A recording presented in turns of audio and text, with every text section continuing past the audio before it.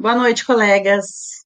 Eu vou apresentar hoje o estudo que eu acho fascinante, que é o assunto que são dois campos aparentemente opostos, da neurociência e da religião, mas que, na verdade, eles dialogam profundamente sobre o sentido da vida, da fé e do comportamento humano.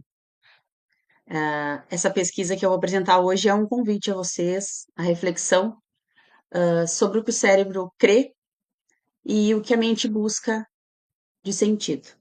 O assunto é a intersecção entre religião e neurociência, investigando como a espiritualidade molda a saúde mental através da neurociência, trabalho do CONERS, apresentação da pós-graduação. Meu nome é Charlene Tomazoni. A neurociência, ela nasce da curiosidade sobre o funcionamento do cérebro, tá? Hipócrates, aos dias atuais, desde do tempo dele até agora, nós atravessamos séculos de descobertas que desvendam os segredos da mente.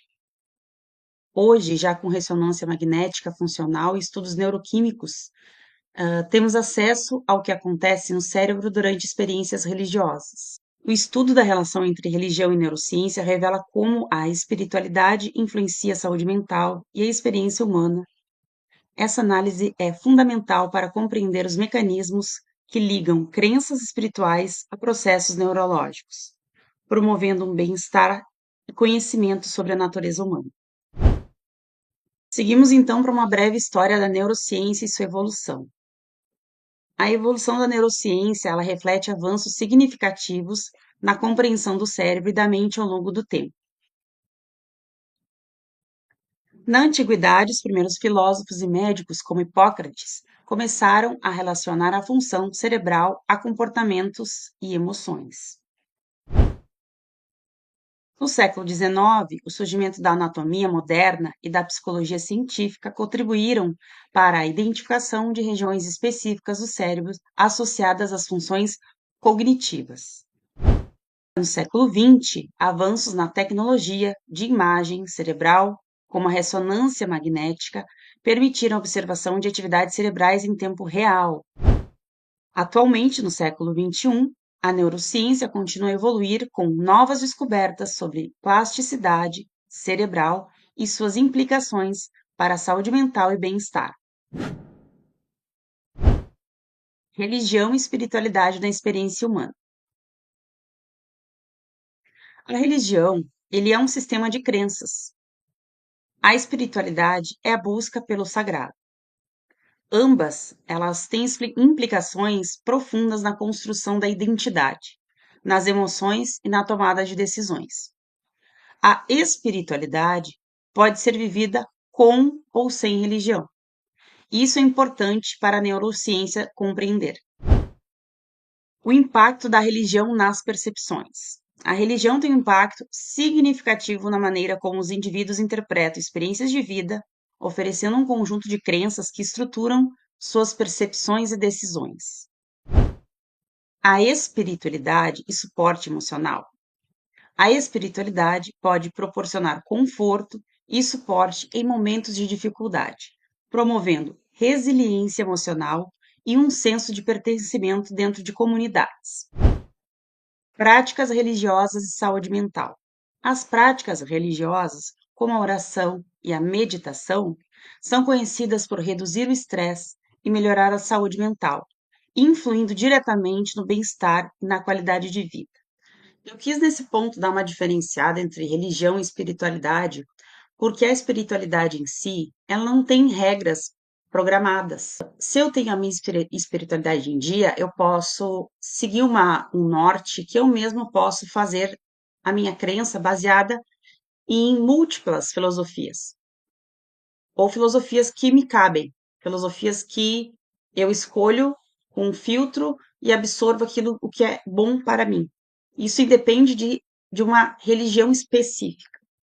Já a religião específica, ela pode ser escolhida como uma ou outra religião. Então, se eu me adequar àquela religião, ela vai ter suas regras próprias.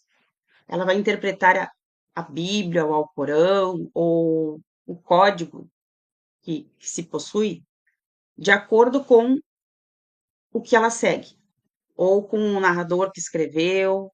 Por exemplo, a Bíblia tem quem escreveu a Bíblia, o Alcorão tem quem escreveu o Alcorão, o Espiritismo tem o Allan Kardec. Então, a religião, ela tem essa diferença. Cada um tem uma codificação, cada um tem o seu código de conduta, né? Algumas são semelhantes entre si, mas elas têm questões de regras, de condutas e regras morais, onde a espiritualidade, por exemplo, eu dei exemplo da yoga, né? Dizem que o termo certo de falar é yoga, não yoga, então por isso que eu estou usando yoga. A yoga, a meditação, elas vêm de outras filosofias de vida, onde elas não pertencem em si a uma religião, é uma prática, né? Onde se culminou o estudo da neurociência. Eles estudaram a neurociência e viram que práticas como a oração e como a prática da meditação alteram no cérebro partes específicas onde pode trazer benefícios para a pessoa.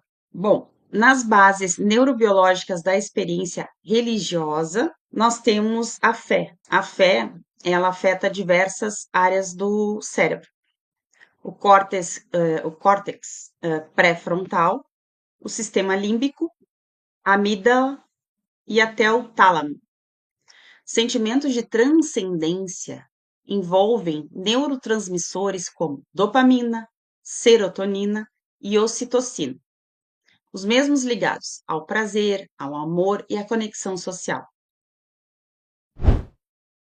O córtex pré-frontal, a ativação do córtex pré-frontal está associada à reflexão e à tomada de decisões, influenciando a forma como as pessoas experimentam e interpretam a espiritualidade.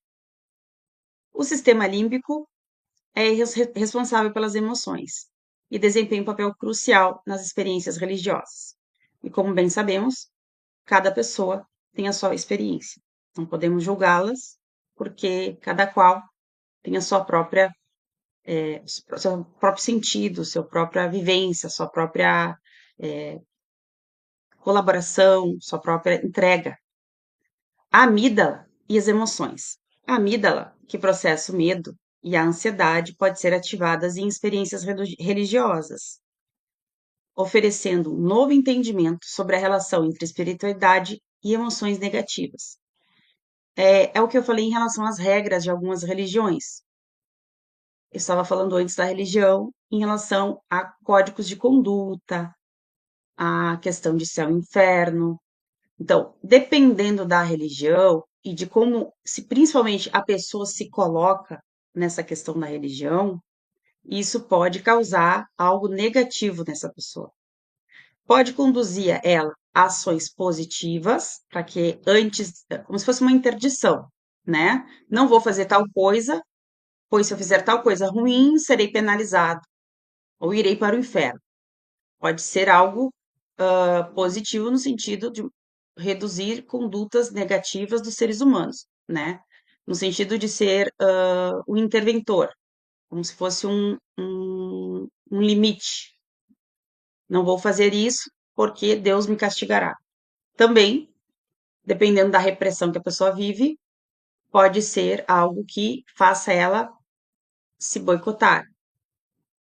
Tem a questão do id, o ego, o superego. Ela pode ter isso tão desregulado e tá tão aprofundada na questão da religião, onde ela não tem mais o senso crítico, que a religião domina ela ao ponto de que ela não se permite fazer tais coisas que Deus vai castigá-la.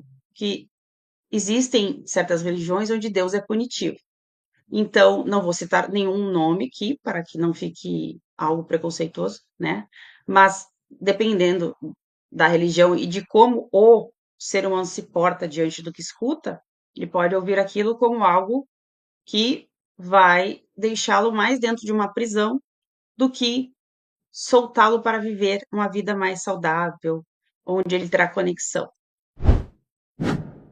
Esses estados alterados de consciência e experiências cotidianas de consciência é relacionada à espiritualidade. Os estados alterados de consciência, frequentemente associados a práticas religiosas e espirituais, envolvem alterações significativas na atividade cerebral. Essas experiências podem ser induzidas através de meditação, oração ou rituais, resultando em sensações de transcendência e conexão. A neurociência investiga essas mudanças, revelando como diferentes regiões do cérebro interagem durante esses estados. Experiências cotidianas de consciência. Em contraste, as experiências cotidianas de consciência, como o sono ou a atenção plena, também afetam a atividade cerebral, mas de maneiras distintas. A comparação entre estados alterados e estados normais de consciência permitem uma melhor compreensão dos mecanismos cerebrais envolvidos e como eles impactam a experiência humana e a percepção da realidade. Por exemplo, transe, oração, glossolalia, que é falar em línguas, meditação profunda. Todos esses estados produzem alterações mensuráveis no cérebro. A redução da atividade do lobo parental, por exemplo, está associada à sensação de fusão com o divino. Fé, meditação e plasticidade neural. A prática regular da meditação religiosa contemplativa modifica fisicamente o cérebro, ampliando o córtex pré-frontal e reduzindo a reatividade da amígdala. A fé, nesse sentido, pode ser neoplasticamente fortalecida, assim como a compaixão e a resiliência emocional. Meditação aumenta a matéria cinzenta. Estudos indicam que a prática regular da meditação pode aumentar a densidade da matéria cinzenta em regiões do cérebro associadas à percepção, memória e regulação emocional. Essa mudança estrutural é um sinal de plasticidade neural, refletindo a capacidade do cérebro de se adaptar e se reorganizar em resposta a novas experiências. A fé estimula neurotransmissores do bem-estar. A fé, quando praticada de forma regular, pode estimular a liberação de neurotransmissores, como a dopamina e a serotonina, que estão diretamente relacionadas ao bem-estar emocional. Isso não apenas melhora a sensação de felicidade, mas também fortalece conexões neurais importantes para a saúde. Por que está escrito pode? Porque é algo singular, depende do que cada um realiza. Esse slide em si, ele fala sobre que a fé estimula, né, neurotransmissores do bem-estar. Porém, depende de cada pessoa, depende da fé, da constância, da potência da fé da pessoa. Pesquisas demonstram que a meditação mindfulness, uma prática que envolve atenção plena, pode reduzir a ansiedade e o estresse, promovendo não apenas a plasticidade neural, mas também uma melhor regulação emocional. Este efeito positivo contribui para uma saúde mental mais robusta e resiliente. Eles falaram especificamente porque ela é uma prática de estar plenamente no momento. Por exemplo, tu vai relaxar, vai fazer a tua meditação e tu vai se concentrar em estar presente naquele momento, com consciência nas sensações, pensamentos e emoções, sem julgamento. Em português, ela significa ser traduzida com atenção plena, tá? Estar aqui, estar naquele momento, estar agora. Observar os pensamentos e emoções sem reagir automaticamente. Cultivar uma mente aberta, calma e focada. Eu quis mais ou menos falar sobre ela porque foram os estudos feitos a partir dela, né? E os benefícios foram comprovados a partir dela, dizendo que ela reduz estresse, ansiedade, depressão, melhora da concentração, produtividade, fortalecimento de empatia, autoconhecimento, inteligência emocional e, inclusive, regulação da pressão arterial e do sono. O ideal seria que nós praticássemos isso, Mas com o poder da oração, nós também alcançaríamos isso. Mas eu acredito que nós, muitas vezes, fazemos a oração de uma maneira muito rápida, às vezes inconsciente, muitas vezes no horário de dormir. E essa prática, por vezes, ela é tentada pela manhã, depois de levantar. Então, ela é em um horário totalmente diferente, onde a pessoa para isso, né? Ela é feita pela manhã, em horário para que tu não durma, para que tu esteja consciente da realização dessa meditação. Então, tu fica a observar os teus sentimentos, a se perceber, e é essa que causa alteração cerebral. A neuroteologia é chamada da ciência do sagrado. Ela é o campo que busca entender as correlações entre as práticas religiosas e atividade cerebral. Ela não pretende provar se Deus existe, mas ela quer compreender como o cérebro experiencia o sagrado. Achei muito interessante, por isso que eu quis trazer para vocês esse estudo, tá?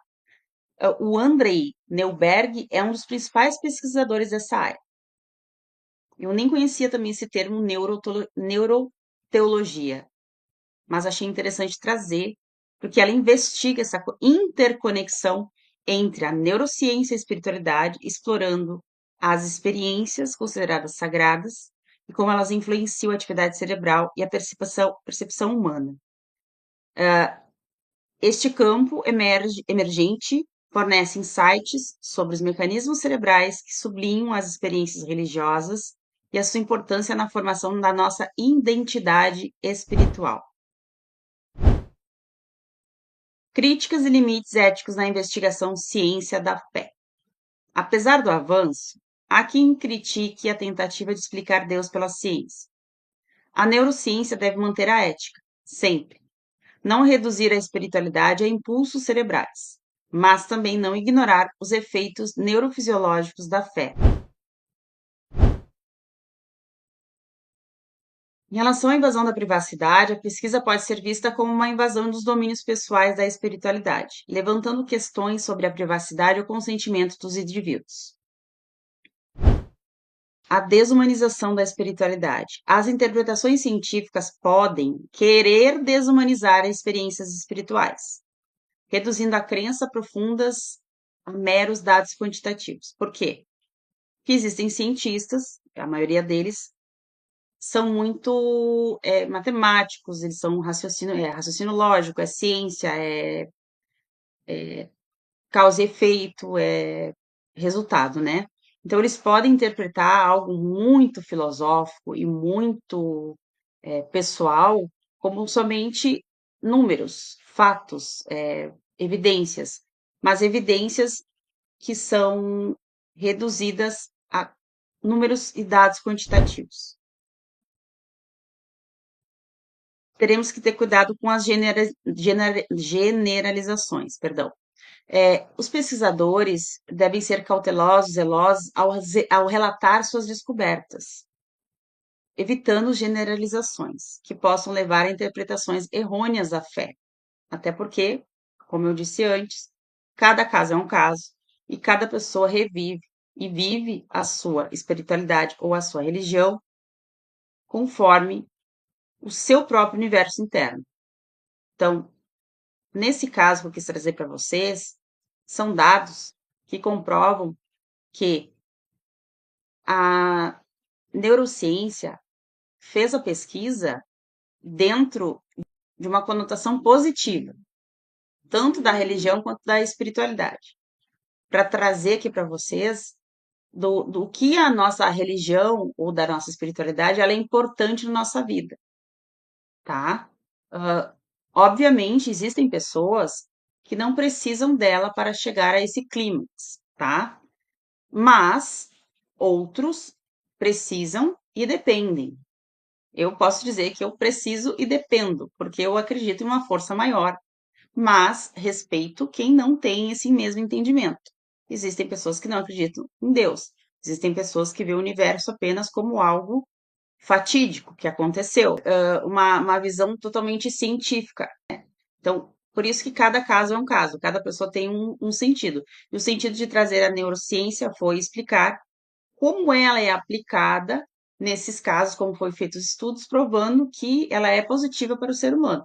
Inclusive, ela pode salvar pessoas, né? Dependendo em que nível se encontra essa pessoa. Se está na drogadição, se está presa, se ela precisa de ressocialização, se ela está em momentos profundos de depressão, se ela precisa de um senso, de um norte, se ela quer somente se manter num bem-estar, com a prática religiosa ou com a prática espiritual.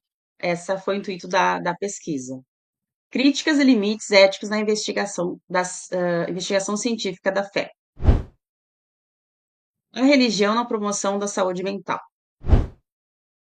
A prática religiosa está ligada à redução de sintomas de ansiedade e depressão, proporcionando um senso de propósito e pertencimento que pode ser transformador para os indivíduos. Conexão social e apoio emocional. A espiritualidade promove conexões sociais e apoio emocional, fatores essenciais para a saúde mental. Comunidades religiosas frequentemente oferecem uma rede de apoio, ajudando a indivíduos a enfrentar desafios. Melhoria da saúde mental através de práticas. Estudos indicam que práticas religiosas como oração e meditação podem melhorar a saúde mental ao ativar áreas do cérebro relacionadas ao bem-estar e à satisfação. Tudo isso, pessoal, está embasado e tem fonte, tá? Não é uma guerra entre razão e fé. É possível construir pontes entre ciência e espiritualidade. Ambas, elas ajudam a compreender o ser humano de forma integral, com seus medos, buscas, rituais e transcendências. Métodos científicos, uma abordagem empírica. A ciência busca entender o mundo através de métodos empíricos e verificáveis. Ao estudar fenômenos espirituais com este enfoque, podemos obter insights sobre a natureza humana, comportamentos e experiências transcendentais. Espiritualidade, uma perspectiva subjetiva.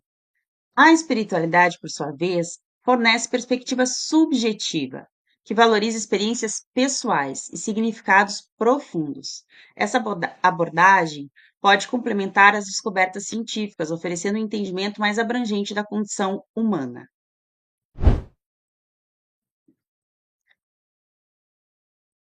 Perspectivas futuras.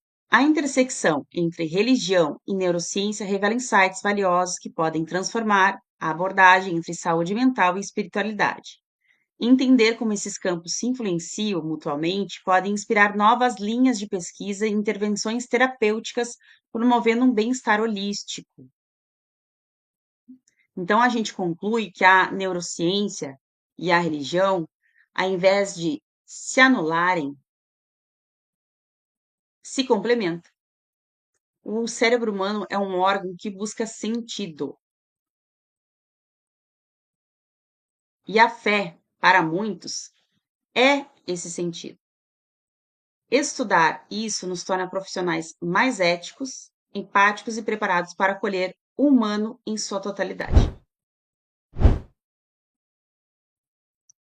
Em relação às escolas, nós que somos professores, quanto à nossa disciplina de ensino religioso nas escolas e a neurociência, segundo estudos em neurociência, como os de Richard Davidson e Antônio Damasio, práticas que envolvem espiritualidades, valores e reflexão, como as abordadas no ensino religioso, ativam áreas do cérebro ligadas à empatia, tomada de decisão ética e autorregulação emocional.